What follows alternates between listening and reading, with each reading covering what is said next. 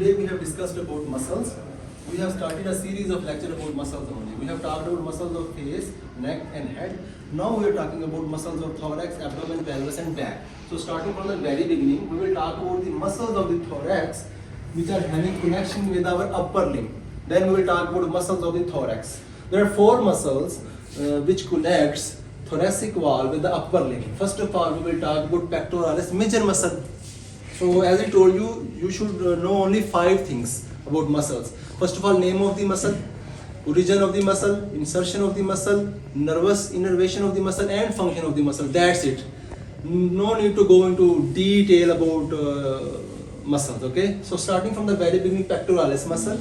If we talk about the origin of the pectoralis muscle, starting from the clavicle, from the sternum or manubrium, you can say most precisely, and 1 to 6 costal cartilage, or you can see now over here a muscle originating or starting from the clavicle, sternum, and first, second, third, fourth, and fifth and sixth costal cartilages, and inserting at lateral lip of bicipital groove. As we have discussed about bicipital groove, a mnemonic called lady between two majors. It means lady means latissimus dorsi.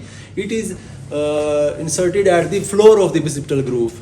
And two majors mean pectoralis major and teres major. So now we are talking about major called pectoralis major. It will insert at the lateral lip of the bicipital groove, and teres major will attach at the medial lip of bicipital groove. So again, muscle starting or originating from the clavicle, from sternum, from 1, 2, 3, 4, 5, 6 costal cartilages, and ending or inserting at the lateral lip of bicipital groove. That is called pectoralis major muscle. The nervous innervation of the pectoralis major muscle is called medial pectoral nerve, medial and lateral pectoral branch of the brachial plexus. And if we talk about the function of the pectoralis major muscle, adduction of the arm and internal or medial rotation of the arm. Or now you can zoom in over here. Pectoralis major muscle insertion is clavicle, sternum, 1, 2, 3, 4, 5, 6 costal cartilages, and inserted at lateral lip of bicipital groove. Mnemonic we know, a lady between two majors. And nervous innervation by medial and lateral pectoral nerve. It is a part of brachial plexus. And function of the pectoralis major muscle is adduction and medial rotation of the arm. Clear? Yes. Okay, now second muscle, pectoralis minor muscle. As name indicates, minor means it means smaller than major, and pectoralis means muscle of the chest. Pectoralis minor muscle starting from 3rd, 4th and 5th rib. Now you can see this is first, second, 3rd, 4th and 5th rib, starting from 3rd, 4th and 5th rib and going towards the coracoid process. Crow beaks structure called coracoid process, a part of scapula. We have talked about 3 processes of the scapula: spinous process, acromion process and coracoid process. So coracoid process have a insertion for pectoralis minor muscle, and origin of the pectoralis minor muscle is 3rd, 4th and 5th rib. And we talk about the nervous innervation, medial pectoral nerve, part of brachial plexus. If we talk about, okay, you can see now over here, origin is 3, 4, 5th rib, inserting at the coracoid process, nervous innervation by medial pectoral nerve, branch of a part of brachial plexus, and function is depress the shoulder and elevate the ribs.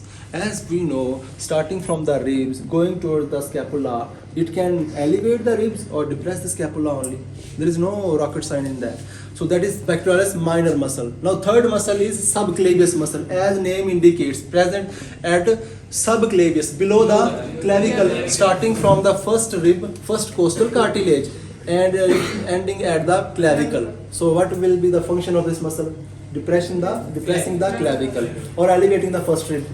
So if we talk about, okay, origin is first costal cartilage, insertion at the clavicle, nervous innervation by the upper trunk of the brachial plexus, and function is depression of clavicle. And then fourth muscle of thoracic cage, which is connecting with the upper limb, that is serratus anterior muscle. Most important muscle, serratus anterior muscle. Origin is 1 to 8 ribs, or you can see over here 1, 2, 3, 4, 5, 6, 7, 8 ribs. Origin from first 8 ribs and inserting at inferior angle of scapula or anterior part of scapula or costal surface of scapula. So muscle starting from upper 8 ribs and ending at inferior part of the inferior angle of the scapula or inferior angle of scapula or costal surface. In some books it is written that it is attaching at the inferior angle. In some books it is written that it is attaching at the anterior surface of the scapula or costal surface of the scapula. So that is about its origin and insertion. Now you come over here.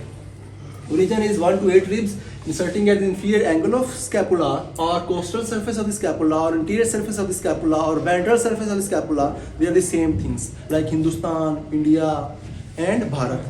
So costal surface or anterior surface or ventral surface or frontal surface, same thing. And if we talk about the nervous innervation, long thoracic nerve. And if we talk the function of the serratus anterior muscle, it draws scapula forward and overhead abduction of the arm. It is also called boxer muscle.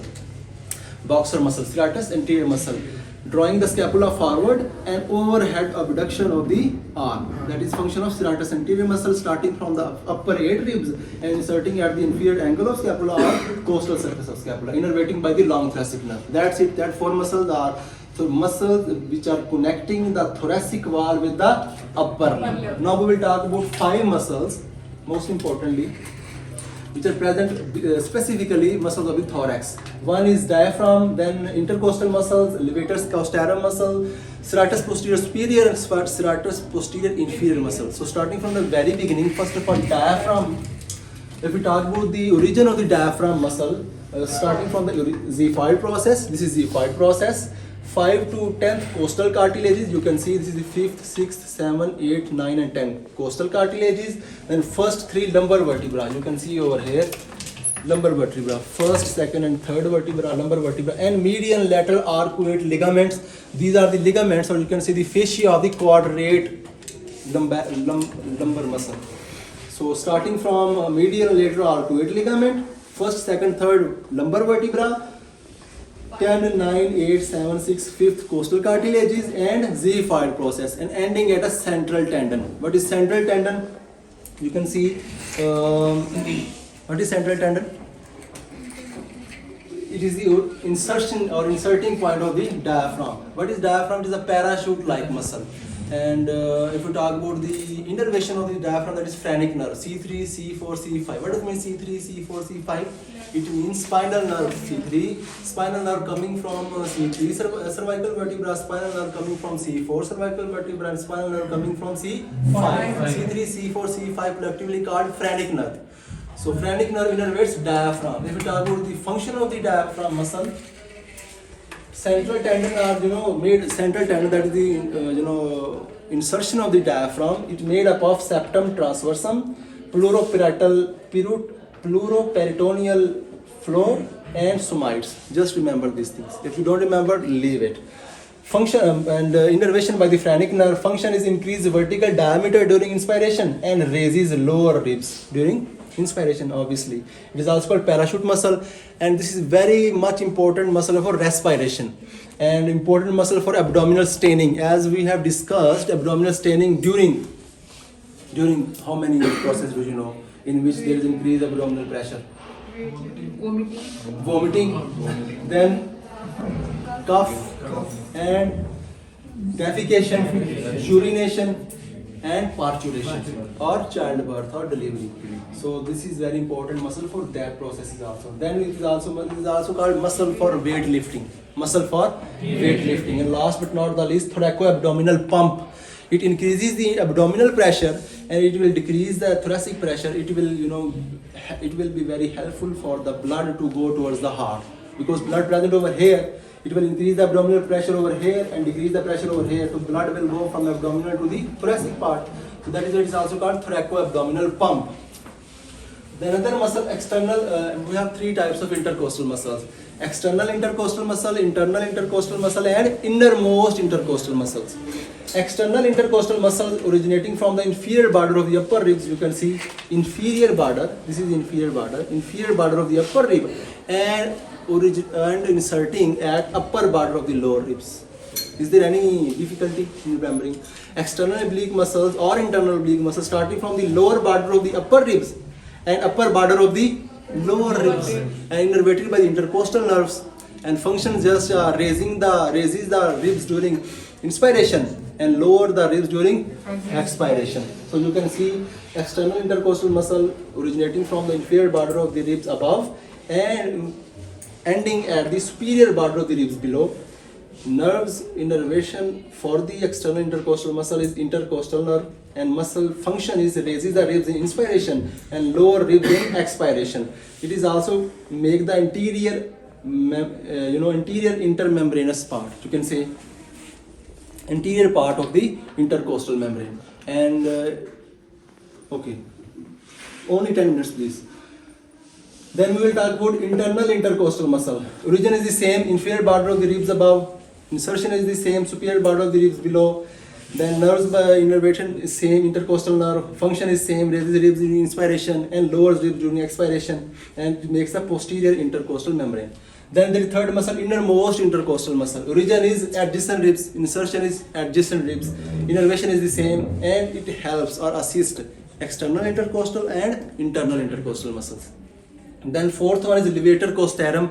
As name indicates, it will elevate the ribs, levator costarum muscle, originating from C7 to T11 transverse process. You can see over here, this is C7, this is the transverse process of the T7, T1, not T7, this is C7, sorry.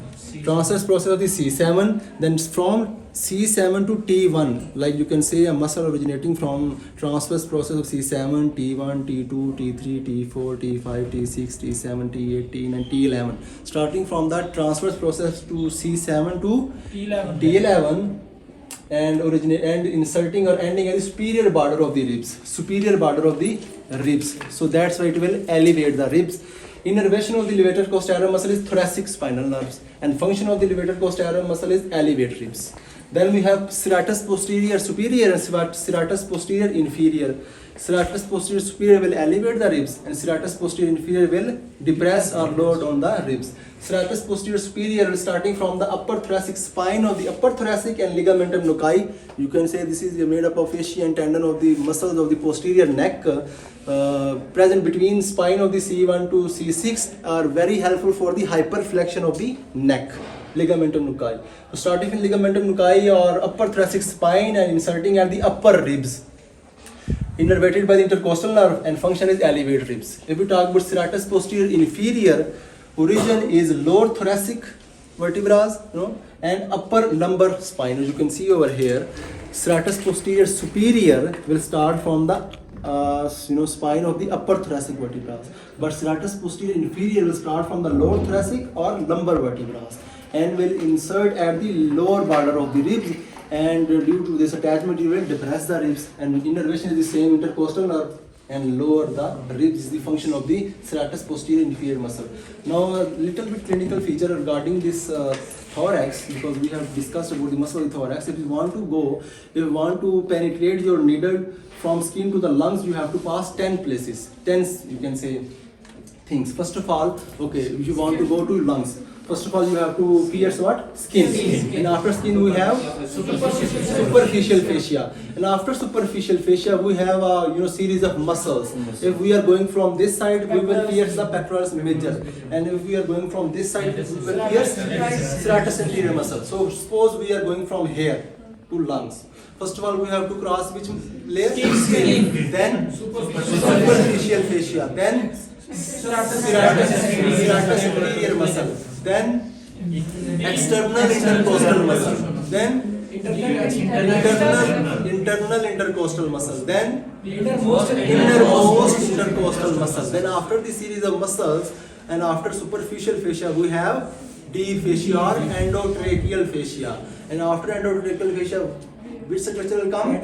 Parietal pleura. And after parietal pleura, you can say parietal pleura. After parietal pleura, we have pleural cavity. Then after pleural cavity, we have visceral pleura. And after visceral pleura, we have lungs.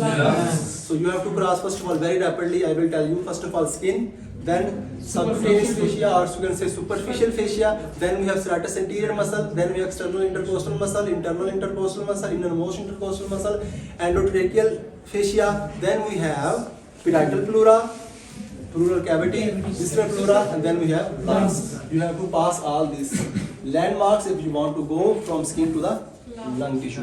So now we will talk about muscles of the abdomen. So first of all, the muscle of the abdomen, we will talk about external oblique muscle. Origin of the external oblique muscle starting from the lower lateral ribs and insertion at the xiphoid process, linea alba, pubic crust, iliac crust and pubic tubercle. Again, come over here because it's very difficult to learn these muscles just by looking at these things. So external oblique muscle starting from the lower lateral part of the ribs, external oblique muscle starting from, origin is one only, lower lateral ribs. And inserting at xiphoid process, linea alba, iliac crust, iliac tubercle and pubic tubercle. Again, what is xiphoid process? This is the lowest part of the sternum. What is linea alba? Linea mean line, alba mean white, a white line. It is a collagen connective tissue. It connects the xiphoid process and pubic symphysis, and this is just an aponeurosis of all the muscles of the anterior abdominal wall. Just an aponeurosis making a white line coming from xiphoid process to the symphysis pubis. So that external oblique muscle again starting from the lower lateral ribs and attaching at the xiphoid process, attaching at the linea alba, attaching at the iliac crust, attaching at the pubic crust and pubic tubercle.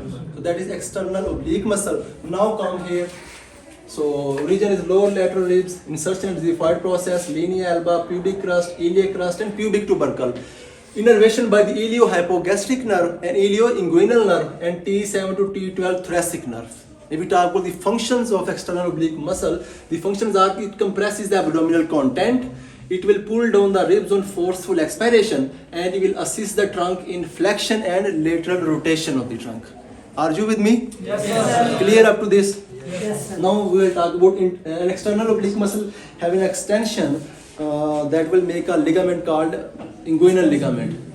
That extension is present between iliac crust and pubic tubercle. If I draw a line from iliac crust to the pubic tubercle, that line will indicate inguinal ligament. That is having very important, clinical significance when we talk about hernias, inguinal hernias, direct and indirect hernias. So come back. Now we'll talk about internal oblique muscle. We have talked about external oblique muscle, now internal oblique muscle. The region is iliac crust lateral 2/3 of the inguinal canal, inguinal ligament, and inserting at the lower ribs, lower 3 ribs, the xiphoid process, costal cartilage and pubic symphysis. Again, come back over here.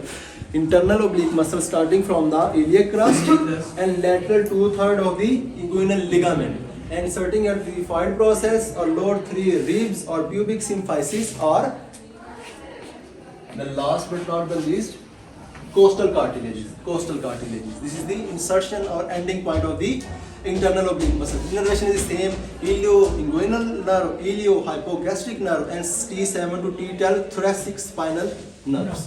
Function is the same. Like it will compress the abdominal content. It will help in flexion and rotation of the trunk, and it will assist in forceful expiration to lower the ribs. If we talk about transverse abdominalis muscle, transverse abdominalis muscle origin is the same like iliac crust. Please open the door for him. This one. So transverse abdominalis muscle starting from the iliac crust and lateral inguinal ligament plus lower 6 costal cartilages, and inserting at the same point, that insertion for the internal oblique muscle, xiphoid process, lower 3 ribs, pubic symphysis and costal cartilages. And the nervous innervation of the transverse abdominalis muscle is the same like iliohypogastric nerve, ilioinguinal nerve, T7 to T12 thoracic spinal nerves. Function: it compresses the abdominal wall. Then we have fourth or very important, then internal oblique muscle and transverse abdominalis muscle, they join together and they make a tendon called conjoint tendon. Conjoint tendon. Then fourth muscle is very important, rectus abdominis muscle. Rectus abdominis muscle, the muscle for 6 packs, you can say. If you talk about the origin of the rectus abdominis muscle, starting from the symphysis pubis and pubic crust, and going to the xiphoid process, the 5 to 7 costal cartilages. This is the symphysis pubis, okay, and this is pubic crust. So starting from symphysis pubis and pubic crust and inserting at the xiphoid process or lower 6 costal cartilages, this is called rectus abdominis muscle, or muscles for your 6 packs. Innervation is the same like T7 to T12 thoracic spinal nerves, and Function is also same, compresses the abdominal content plus flexes the vertebral column and is accessory muscle for expiration. Now another muscle that may or may not be present in your body, that is pyramidalis muscle. Starting from the anterior surface of the pubis and inserting on the linea alba. You can see this is the anterior surface of the pubis, and this is, you can see, imaginary line, a central you can say collagen connective tissue connecting the xiphoid process to the pubic symphysis, linea alba. So muscle starting from the anterior part of the pubis with the attachment of the linea alba, it will tenses the linea alba. It is present in some individuals and may be absent in some individuals. Innervation by the T12 thoracic spinal nerve. And last but not the least, we have cremaster muscle, very important muscle clinically because of its feature. We talk about region insertion of the cremaster muscle originate from the lower margin of the internal, internal oblique muscle. Again, internal oblique muscle, starting from the iliac crust and lateral 2/3 of the inguinal ligament. From the lower margin of the internal oblique muscle, there is a region for the cremaster muscle, and insertion of the cremaster muscle is pubic crust. This is the pubic crust. And innervation of this muscle starting from the lower part of the internal oblique muscle and going towards the iliac crust is pudendal nerve or S4. Sorry, not pudendal nerve, this is genital nerve. Genital nerve is a branch of genitofemoral nerve.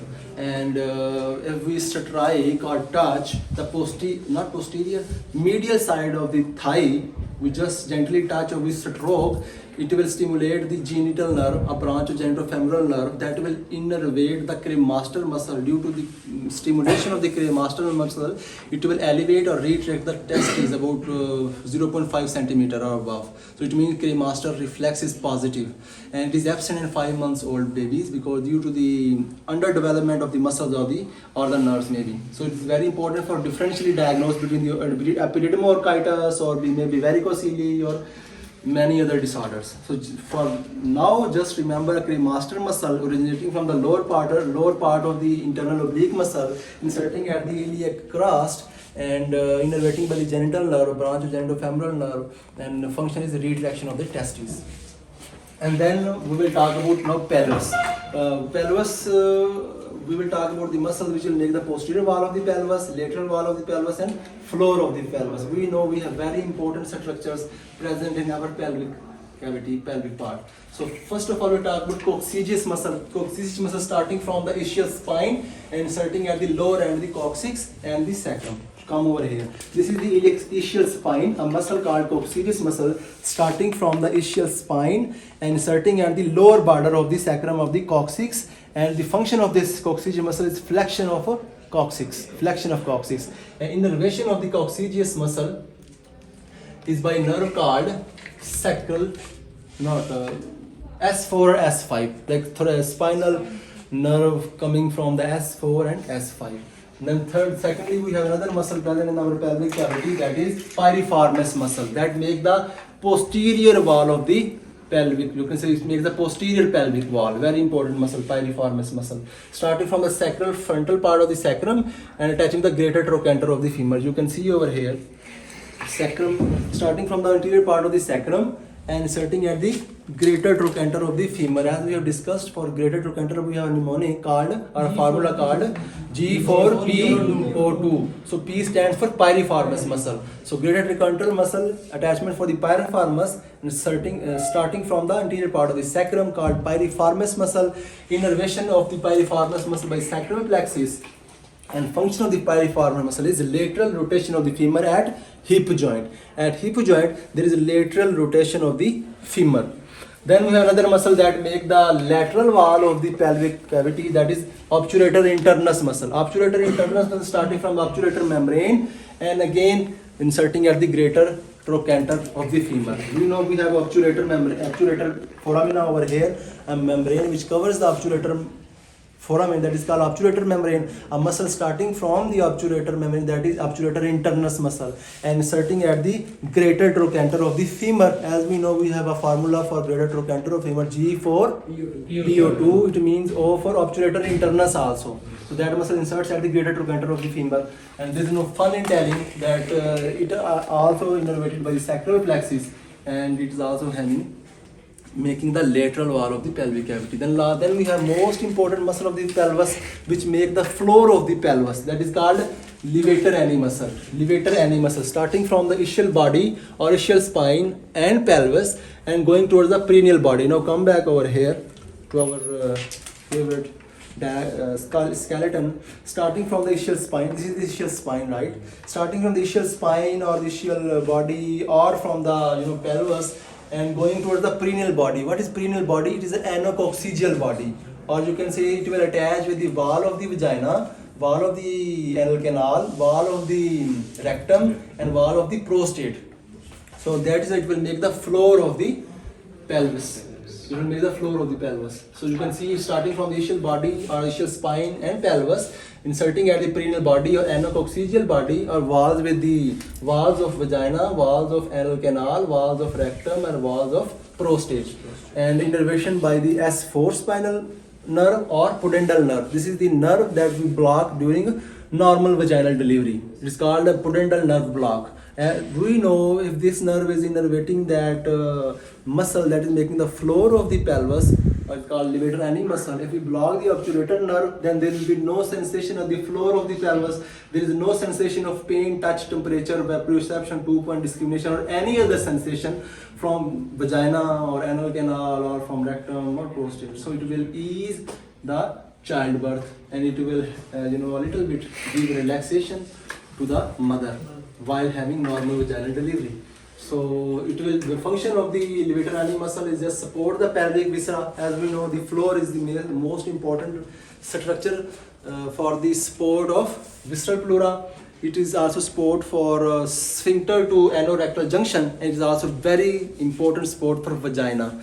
So if that muscle is damaged or if the pudendal nerve is damaged, it will not support the vagina, and vagina will go into prolapse, called vaginal prolapse, very serious complication. Now we'll talk about very briefly about muscles of the back, because superficial, there are 3 types of muscles of the back: superficial, intermediate, and deep. Superficial muscles are very important, like trapezius muscle, latissimus dorsi, levator scapula, rhomboid major, rhomboid minor. Intermediate and deep muscles are not that much important. You should not go into detail right now at this level of your studies. Now we'll talk about, first of all, superficial muscles of the back, which are having connection with the shoulder girdle or upper limb. We have intermediate muscles of the back, which are having connection with the movement of the thoracic cage, and then we have deep muscle of the back, which are having connection with the vertebral column. So superficial muscle of the back, starting from the very beginning, is called trapezius muscle. Origin of trapezius muscle starting from the occipital bone, more specifically highest point, highest knuckle line of the occipital bone, and ligamentum nuchae, and inserting at the, okay, come back over here. Trapezius muscle originating from the highest knuckle line of occipital bone plus ligamentum nuchae, or you can say the ligamentum nuchae present in the C1 to C7 spine, cervical spine, very helpful for the overhead or over flexion at the neck, starting from these areas and inserting at clavicle and scapula by 3 fibers: upper fiber, middle fibers, and lower fiber. Upper fiber of the trapezius muscle coming from the occipital bone or ligamentum nuchae. Upper fiber attaches at the later part of the clavicle. Middle and lower fibers will attach at the acromion process and spinous process. And as we know, if it's attaching over here, the function of this muscle should be elevation of the shoulder, and medial rotation of the shoulder, and depression of the shoulder. Now come back over here. Trapezius muscle starting from the occipital bone or highest knuckle line plus ligamentum nuchae, inserting it by upper fiber, middle fiber, and lower fiber. Upper fiber ends at lateral 1/3 of clavicle. Middle fibers and lower fiber will attach at middle and lower fiber will attach at spinous process and acromion process of the scapula. Nervous innervation of the trapezius muscle is by accessory nerve, that is 11th cranial nerve, or spinal part of 11th cranial nerve. 11th cranial nerve have 2 parts: spinal part and cranial part. The spinal part of the cranial nerve number 11 will innervate trapezius muscle plus another nerve called supraclavicular nerve. The nerve root value of supraclavicular nerve is C3, C4, and C5. So this is the innervation of upper, middle, and lower fibers. The function of the upper fibers just elevation of the scapula. Function of the middle fibers it pulls scapula medially, and the function of the lower fibers of the trapezius muscle is pull scapula downward. So upward, medial, and downward pull of scapula is the function of trapezius muscle. Now we will talk about most important muscle of the back, or latissimus dorsi muscle. Very broad, very large muscle. It is having 4 origin and 1 insertion.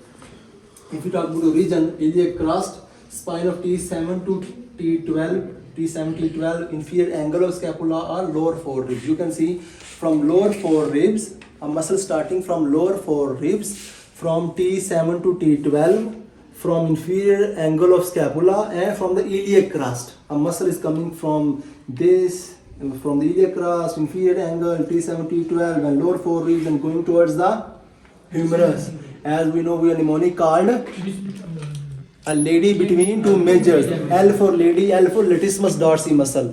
Latissimus dorsi muscle will insert at the floor of the bicipital groove. For bicipital groove, again we have a mnemonic very important. Lady between two majors between lady is present at the floor of the bicipital groove. Lady for latissimus dorsi, and medial lateral groove, medial and lateral lip for the two majors, pectoralis major and teres major. So come over here, latissimus dorsi in region is the iliac crust, spine of T7 to T12, inferior angle of scapula, lower 4 ribs, and inserting or ending point is floor of the bicipital groove. And we know the mnemonic a lady between two majors. Please don't forget this. Then the nerve innervation by the thoracodorsal nerve. As name indicates, thoracodorsal nerve. Nerve innervating the thorax dorsally or posterior side. And that muscle is also present on the posterior side of the thorax. And the function of the latissimus dorsi is extension, adduction, and medial rotation of the arm. Extension, adduction, and medial rotation of the arm is the function of latissimus dorsi. Then we have 3 muscles: levator scapulae muscle, rhomboid minor, and rhomboid major muscle. They are very important muscles innervated by the nerves coming from the C5 root part of brachial plexus. We will discuss in detail, and then we will talk about brachial plexus. So for now, what is levator scapulae muscle? It will elevate the scapula coming from or you can originating from C1 to C4. So C1, C2, C3, and C4. It is the originating point of the levator scapulae muscle and insert at the medial border of the scapula. What will be the function of this muscle? Elevation of the medial part of the scapula. What is the nervous innervation of the levator scapulae? Dorsal scapular nerve. For levator scapula, rhomboid minor, rhomboid major, dorsal scapular nerve. Okay, then we have rhomboid minor muscle. Origin of the rhomboid minor muscle is C7 to T2. This is C7, T1, T2. So spine of the C7, T1, T2 muscle starts from here and ends at the medial border of the scapula. Function is elevation of the medial part of the scapula. Nervous innervation by the dorsal scapular nerve. It is DSN means dorsal scapular nerve. Then we have last but not the least, we have rhomboid major muscle. Spine from T2 to T5. See, this is T2, T2, T3, T4, T5. Spine from T2 to T5. You can see over here T2, T5, and inserts at the medial border of the scapula. Again innervated by the dorsal scapular nerve, and function is the same.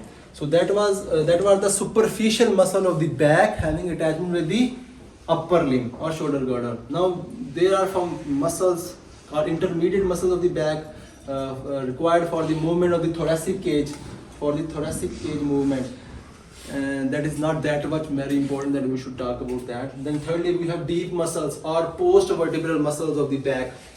Just focus over here. There are superficial vertical running muscles present in the deepest surface of the back. Then we have erector spiny muscle that will be helpful for erection of our spine.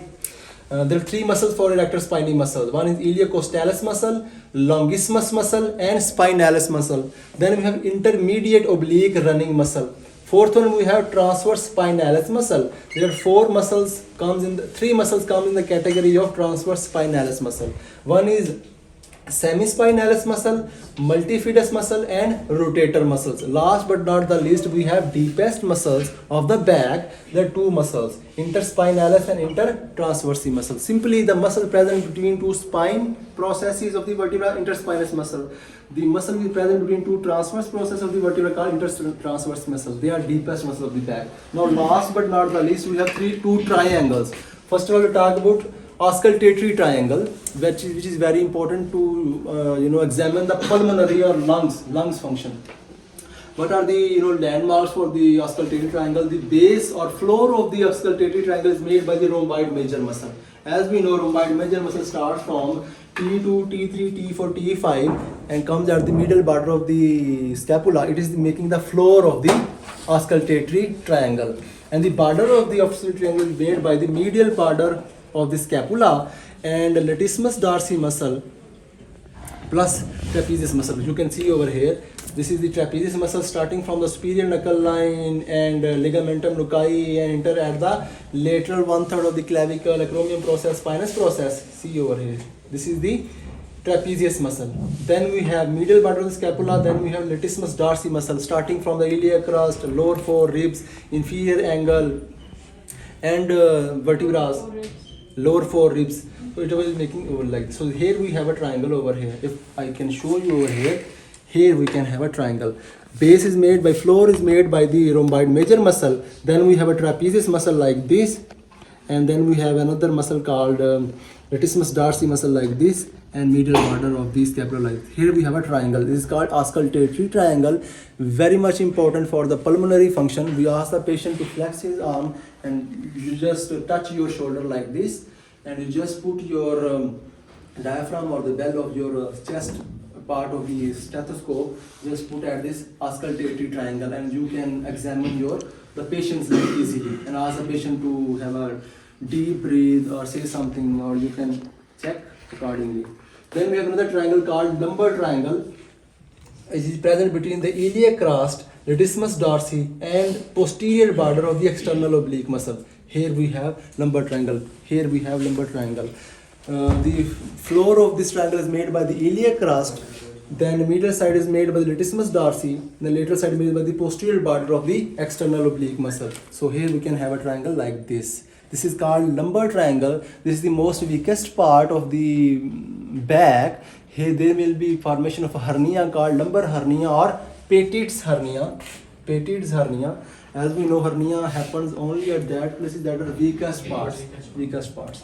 So not only hernia can happen into that lumbar area, or you can say Petit's area or lumbar triangle, but also the abdominal pus can also comes through this triangle due to its weak structure. So that was about lumbar triangle, auscultatory triangle, muscles of the thorax, abdomen, pelvis and back.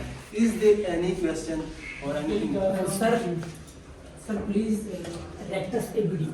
Rectus abdominis muscle? Yes, sir. This one? So Yes. these are the muscles, we having 6 packs, we show to the people, see my 6 packs. Yes, We do sir. crunches, we do flexion at the trunk and later rotation of the trunk. Rectus abdominis muscle starting from the symphysis pubis and pubic crust and ends at xiphoid process or 5, 6, 7, 8, 9 costal cartilages. Innervation by the T7 to T12 thoracic nerve, and function is just compression of the abdominal content, flexion of the vertebral column, and is an accessory muscle for expiration. Diaphragm muscle is very important muscle as far as your expiration is concerned, because starting origin point of the diaphragm is the xiphoid process. 5 to 10 costal cartilages, 1, 2, 3 lumbar vertebrae, median lateral arcuate ligament, that are the fascia of the quadrate lumbarum muscle. And inserting at the central tendon. Central tendon is made by the central transversum, pleuroperitoneal floor and somitus. And the innervation of the diaphragm by phrenic nerve, C3, C4, C5. Function of the diaphragm muscle is too much function. First of all is respiration. Most important muscle for respiration. Or you can say inspiration, because inspiration is an active process in which diaphragm is playing a major role in inspiration. And which muscle is involved in normal expiration? No muscle. Why? It's a passive. Because it is a passive process. Normal expiration is a passive process. We don't need any muscle to be active for our normal expiration, but we do need muscles like external oblique, internal oblique, and all for forceful expiration. So diaphragm muscle is also called muscles for expiration. Muscles, it is also called muscle of weight lifting. You know, when we do deadlifts.